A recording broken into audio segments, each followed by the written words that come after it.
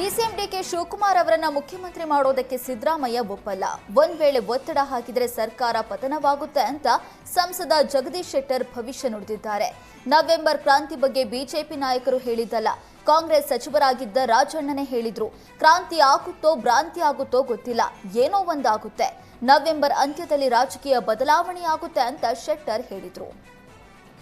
ಶಿವಕುಮಾರಿಗೆ ಇದನ್ನ ಕ್ರಾಂತಿ ನವೆಂಬರ್ ಕ್ರಾಂತಿ ಆಗ್ತದೆ ಅಂತ ಹೇಳಿದವರು ಯಾರು? ಭಾರತೀಯ ಜನತಾ ಪಾರ್ಟಿ ಅಲ್ಲ, ಜಗದೀಶ್ ಶೆಟ್ಟರ್ ಅಲ್ಲ, ಬಿಜೆಪಿ ಯಾವ ನಾಯಕರು ಅಲ್ಲ. ಇದನ್ನ ಹೇಳಿದವರು ರಾಜಣ್ಣನೇ. ನಿನ್ನೇನು ಅವರು ಮನೇಲಿ ಔತಣಕೂಟ ಏರ್ಪಾಡು ಮಾಡಿದ್ರಲ್ಲ, ಅದೇ ರಾಜಣ್ಣವರು ನವೆಂಬರ್ದಲ್ಲಿ ಕ್ರಾಂತಿ ಆಗ್ತದೆ ಅಂತೇಳಿ. ಈಗ ಕ್ರಾಂತಿ ಆಗ್ತದೋ ಭ್ರಾಂತಿ ಆಗ್ತದೋ ಅದು ಅವ್ರಿಗೆ ಬಿಟ್ಟಂಥ ವಿಚಾರ. ಆದರೆ ಇಡೀ ಜಗತ್ತಿಗೆ ಗುರ್ತಾಗಿದೆ, ಸಮಾಜಕ್ಕೆ ಗುರ್ತಾಗಿದೆ, ಜನ ಮಾತಾಡ್ಲಿಕ್ಕೆ ಹತ್ತಿದ್ದಾರೆ, ಕಾಂಗ್ರೆಸ್ಸಿನ ಶಾಸಕರು ಮಾತಾಡ್ಲಿಕ್ಕೆ ಚಾಲು ಮಾಡಿದ್ದಾರೆ.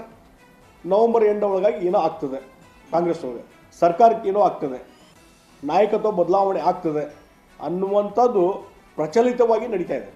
ಮತ್ತು ನವೆಂಬರ್ ಕ್ರಾಂತಿ ಚರ್ಚೆ ಬಗ್ಗೆ ಸಚಿವ ಚಲುವರಾಯಸ್ವಾಮಿ ಪ್ರತಿಕ್ರಿಯೆ ನೀಡಿದ್ದಾರೆ. ಈಗಾಗಲೇ ನವೆಂಬರ್ ಮುಗಿಯಿತು, ಹೀಗಾಗಿ ಕ್ರಾಂತಿಯೂ ಇಲ್ಲ, ಯಾವ ಕ್ರಾಂತಿಯೂ ಇಲ್ಲ. ಅಂಥದ್ದೇನೇ ಇದ್ರೂ ನಮ್ಮ ಹೈಕಮಾಂಡ್ನವರು ನೋಡ್ಕೊಳ್ತಾರೆ.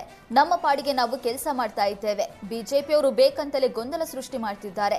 ನಮ್ಮ ಪಕ್ಷದಲ್ಲಿ ಯಾವುದೇ ಗೊಂದಲ ಇಲ್ಲ ಅಂತ ಹೇಳಿದ್ರು. ಆಯ್ತಲ್ಲ,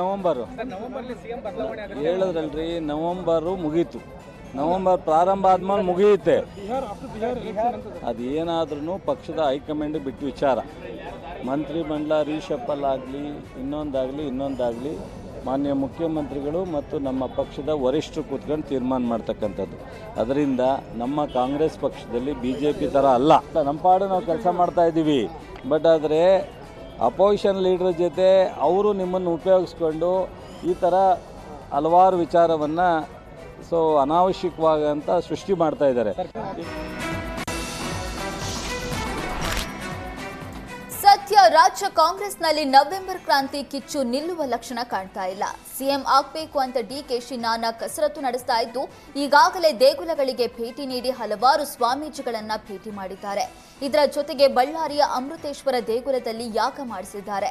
ಡಿಸಿಎಂ ಡಿಕೆ ಸೂಚನೆ ಮೇರೆಗೆ ಅಮೃತೇಶ್ವರ ದೇಗುಲದಲ್ಲಿ 5 ಹೋಮಕುಂಡ ರಚನೆ ಮಾಡಿ ರಾಜಶ್ಯಾಮಲ ಯಾಗ, ಚಂಡಿಕಾ ಯಾಗ, ರುದ್ರಯಾಗ, ಸುದರ್ಶನ ಯಾಗ, ಗಣಪತಿ ಹೋಮ ಮಾಡಲಾಗ್ತಿದೆ. ರಾಜಶ್ಯಾಮ ಯಾಗ ಮಾಡಿಸಿದ ಬಳಿಕ ತೆಲಂಗಾಣದಲ್ಲಿ ಕೆಸಿಆರ್, ಆಂಧ್ರದಲ್ಲಿ ಜಗನ್ಮೋಹನ್ ರೆಡ್ಡಿ, ಚಂದ್ರಬಾಬು ನಾಯ್ಡು ಸಿಎಂ ಆಗಿದ್ರಂತೆ. ಹೀಗಾಗಿ ಡಿಕೆಶಿ ಸೂಚನೆ ಮೇರೆಗೆ ಬುಡ ಅಧ್ಯಕ್ಷ ಆಂಜನೇಯಲು ಅವರು ರಾಜಶ್ಯಾಮ ಯಾಗ ಮಾಡಿಸ್ತಾ ಇದ್ದಾರೆ. ನಮ್ಮ ಗುರುಗಳಾದಂಥ ಸನ್ಮಾನ್ಯ ಡಿಕೆ ಶಿವಕುಮಾರ್ ಅವರು ನಮ್ಮ ಪಕ್ಷದಕ್ಕೋಸ್ಕರ, ಈ ಕಾರ್ಯಕರ್ತರಿಗೋಸ್ಕರ, ಈ ರಾಜ್ಯದ ಜನದಕ್ಕೋಸ್ಕರ ಒಂದೇ ಒಂದು ಸಾರಿ CM ಆಗಲೇಬೇಕು ಡಿಕೆ ಶಿವಕುಮಾರ್ ಅಂತ ನಮ್ಮೆಲ್ಲರೂ ಕೂಡ ಮನಸ್ಸಲ್ಲಿದೆ. ನಾವು 29 ವರ್ಷದಿಂದ ಡಿಕೆ ಶಿವಕುಮಾರ್ ಸಾಹೇಬ್ರ ಜೊತೆಯಲ್ಲಿ ನಾನಿದ್ದೇನೆ. 29 ವರ್ಷದಿಂದ ನಾನು ಹತ್ತಿರದ್ದು ನೋಡಿದ್ದೇನೆ. ಎಷ್ಟು ಕಷ್ಟ ಬೀಳ್ತಾರೆ ಪಕ್ಷದಕ್ಕೋಸ್ಕರ, ಎಷ್ಟು ಶ್ರಮ ತಗೋತಾರೆ, ಎಷ್ಟು ಖರ್ಚು ಮಾಡಿದ್ದಾರೆ, ಎಷ್ಟು ರಿಸ್ಕ್ ತೊಗೊಂಡಿದ್ದಾರೆ. ಪಕ್ಷದಕ್ಕೋಸ್ಕರ ಎಲ್ಲೆಲ್ಲಿ ಕಷ್ಟ ಕೊಟ್ಟರೆ ಕೂಡ ಆ ಕಷ್ಟ ನಿಭಾಯಿಸಿದ್ದಾರೆ. ಆ ನಿಭಾಯಿಸಿದ್ದನ್ನು ನಾನು ನೋಡಿದ್ದೇನೆ. ಈ ಕಷ್ಟ ನಮ್ಮ ಸಾಹೇಬ್ರಿಗೆ ಬರಬಾರ್ದು, ನಮ್ಮ ಸಾಹೇಬರು ಒಂದು ಸಾರಿ ಮುಖ್ಯಮಂತ್ರಿ ಆಗಲೇಬೇಕು ಅಂತೇಳಿ ನಾನು ದೇವ್ರನ್ನ ಬೇಡ್ಕೊತಾ ಇದ್ದೀನಿ. ಕಾಂಗ್ರೆಸ್ ವೋಟ್ ಚೋರಿ ಅಭಿಯಾನಕ್ಕೆ ವಿಪಕ್ಷ ನಾಯಕ ಅಶೋಕ್ ಕೌಂಟರ್ ನೀಡಿದ್ದಾರೆ. ಈ ದೇಶದಲ್ಲಿ ವೋಟ್ ಚೋರಿ ಅಂತ ಇದ್ರೆ ಅದು ಕಾಂಗ್ರೆಸ್. ವೋಟ್ ಚೋರಿ ಮಾಡಿಯೇ ಕಾಂಗ್ರೆಸ್ 60 ವರ್ಷ ಆಳ್ವಿಕೆ ಮಾಡಿರೋದು. ಆದ್ರೀಗ ವೋಟ್ ಚೋರಿ ಮಾಡಿದ್ದಾರೆ ಅನ್ನೋದಕ್ಕೆ ದಾಖಲೆ ಕೊಟ್ಟಿಲ್ಲ. ರಾಹುಲ್ ಗಾಂಧಿ ಸ್ಕ್ರೀನ್ ನೋಡಿಸಿ ವೋಟ್ ಚೋರಿ ಆಗಿದೆ ಅಂತಾರೆ. ಕಾನೂನು ಉಲ್ಲಂಘನೆಯಾಗಿದ್ರೆ ಎಲೆಕ್ಷನ್ ಕಮಿಷನ್ಗೆ ದೂರು ನೀಡಿ. ಈ ಕಳ್ಳರು ಸಿಕ್ಕಿ ಹಾಕಿಕೊಳ್ತಾರೆ ಅಂತಾನೆ ಕೋರ್ಟ್ಗೆ ಹೋಗ್ತಿಲ್ಲ ಅಂತ ಅಶೋಕ್ ಕಿಡಿಕಾರಿದ್ದಾರೆ. ದೇಶದಲ್ಲಿ ಯಾರಾದರೂ ವೋಟ್ ಚೋರಿ ಇದ್ದರೆ ಅದು ಕಾಂಗ್ರೆಸ್ ಪಾರ್ಟಿ. ಈ ದೇಶವನ್ನು 60 ವರ್ಷ ಆಳಿದ್ದಾರೆ. ವೋಟ್ ಚೋರಿನೇ ಮಾಡಿನೇ ಆಳಿರೋದು ಇವರು. ಈ ವೋಟ್ ಚೋರಿ ಮಾಡ್ತಾರೆ ಅನ್ನೋದಕ್ಕೆ ದಾಖಲೆ ಇದುವರೆಗೂ ಅವ್ರು ಏನು ಕೊಟ್ಟಿಲ್ಲ. ಸುಮ್ಮನೆ ರಾಹುಲ್ ಗಾಂಧಿ ಯಾವುದೋ ಒಂದು ಸ್ಕ್ರೀನ್ ತೋರಿಸ್ತಾರೆ, ನೋಡಿ ಇಲ್ಲಿ ಚೋರಿ ಆಗಿದೆ, ಅಲ್ಲಿ ಚೋರಿ ಆಗಿದೆ ಅಂತ ಹೇಳಿದ್ರೆ.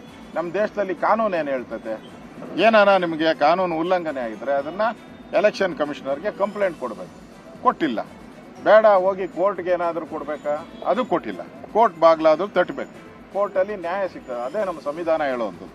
ಇವು ಸಂವಿಧಾನ ಪುಸ್ತಕ ಹೇಳ್ತಾರೆ, ಅಲ್ಲೂ ಓದ್ತಾ ಯಾಕಂದರೆ ಈ ಕಳ್ಳರೆ ಸಿಗಾಕೊಂತಾರೆ. ಯಾಕೆ? ಇವತ್ತು ಮಾಲೂರಲ್ಲಿ, ಕೋಲಾರದಲ್ಲಿ ವೋಟ್ ಚೋರಿ ಮಾಡಿ ಛೀಮಾರಿ ಹಾಕ್ಸ್ಕೊಂಡಿದ್ದಾರೆ. ಹೈಕೋರ್ಟಲ್ಲಿ ಛೀಮಾರಿ ಹಾಕ್ಸ್ಕೊಂಡಿದ್ದಾರೆ.